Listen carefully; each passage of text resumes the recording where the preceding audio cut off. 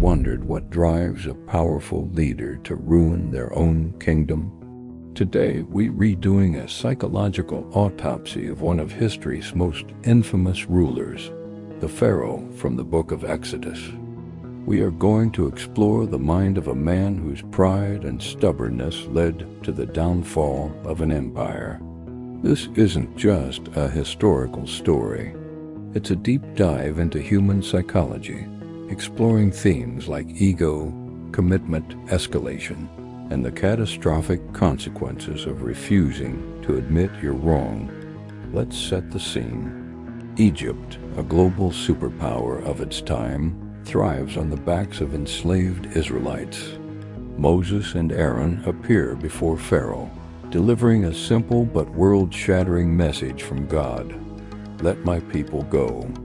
This is the first test of Pharaoh's character. He's not just a king.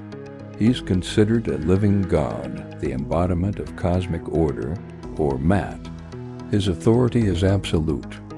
So when two men from an enslaved population challenge him, it is not just a political request, it is a direct assault on his divine status and his entire worldview. Pharaoh's initial reaction is pure dismissal. Who is the Lord that I should obey him? He asks. This isn't just arrogance. It's a reflection of his reality. In his world, there is no higher authority. His ego, inflated by years of absolute power and worship, simply cannot compute the existence of a greater power. This sets the stage for a classic case of narcissistic injury. His refusal isn't just a political decision. It's a personal defense mechanism. The first plague strikes. The Nile turns to blood. This is a direct attack on Hapi, the god of the Nile, and on Pharaoh himself, who is supposed to guarantee the river's life-giving properties. Instead of seeing this as a sign to reconsider, Pharaoh doubles down. Why? His own magicians can replicate the feat on a smaller scale. This gives him just enough confirmation bias to justify his stance. He tells himself, this isn't a divine act, it's just a trick. He clings to any evidence that supports his initial decision, a common psychological trap. As the plagues escalate, frogs, gnats, flies, a pattern emerges. Each plague is a direct challenge to an Egyptian deity, and by extension, to Pharaoh's divine authority. The pressure mounts. At times, Pharaoh seems to crack. He'll promise to let the people go, but only when the suffering becomes unbearable.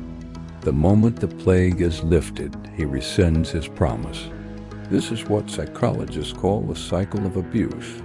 Pressure, false remorse, and a return to the abusive behavior once the pressure is off. He's not truly changing his mind. He's just trying to make the immediate pain stop. His heart, as the text says, is hardened. This hardening isn't just a passive state. It's an active process.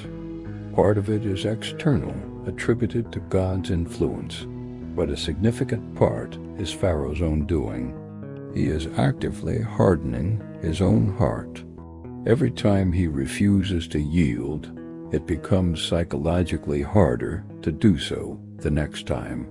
This is a phenomenon known as commitment escalation, or the sunk cost fallacy. He has invested so much of his ego, his reputation, and his political capital, and to say no, that to say yes would be to admit a catastrophic failure. The cost of being wrong becomes too high for his ego to bear. Think about it from his perspective.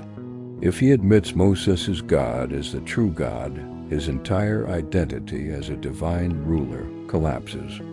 The foundation of his authority, the very structure of Egyptian society, shatters. It's easier to let his people suffer from boils, hail, and locusts than to face the personal and political annihilation of admitting he was wrong.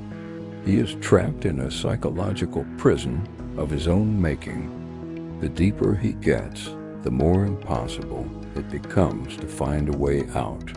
His advisors start to see the writing on the wall. After the plague of locusts devastates what little is left of Egypt's agriculture, they plead with him, "Do you not yet realize that Egypt is ruined?" They can see the reality of the situation, but Pharaoh is blinded by his personal battle with Moses and God.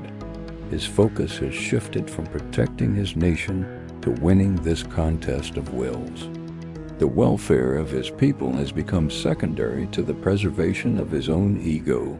He's no longer a leader. He's a gambler who keeps betting everything on one last hand, convinced he can still win.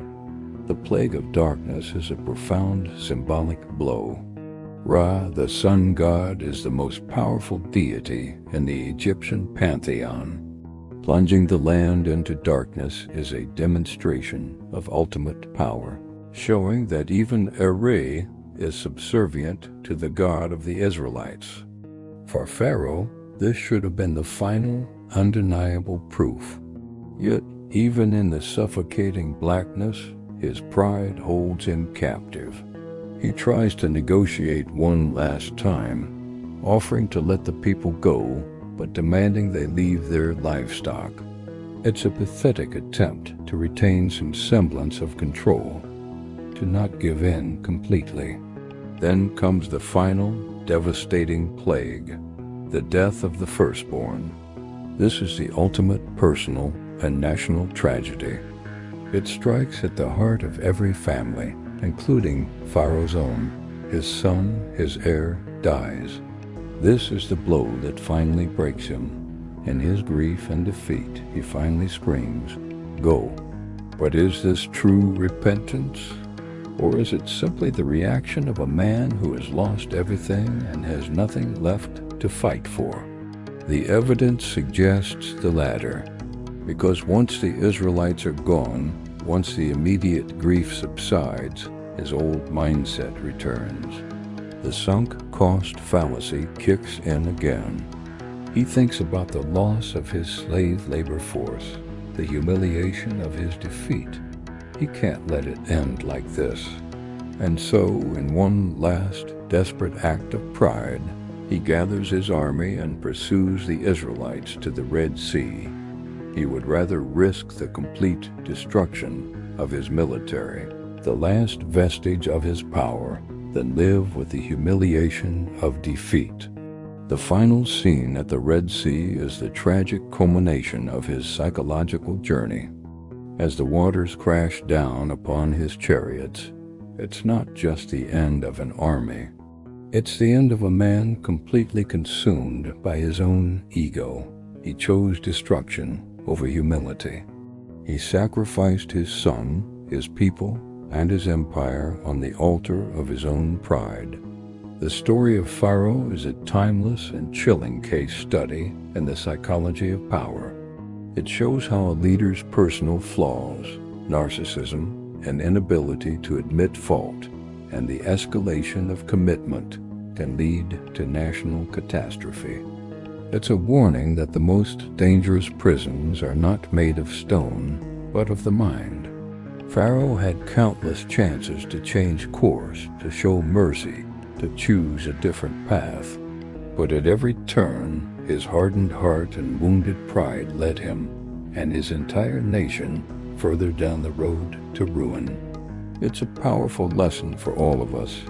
How often do we, in our own lives, refuse to back down from a bad decision because we've invested too much of our ego in it? The scale might be different, but the psychological mechanism is the same. The story of Pharaoh reminds us that true strength isn't found in never falling, but in having the humility to get back up and admit when we are wrong. Thanks so much for watching. If you found this psychological deep dive interesting, hit that like button and subscribe for more content that explores the intersection of history, psychology, and timeless stories. Let me know in the comments what other historical figures you'd like to see analyzed. See you in the next video.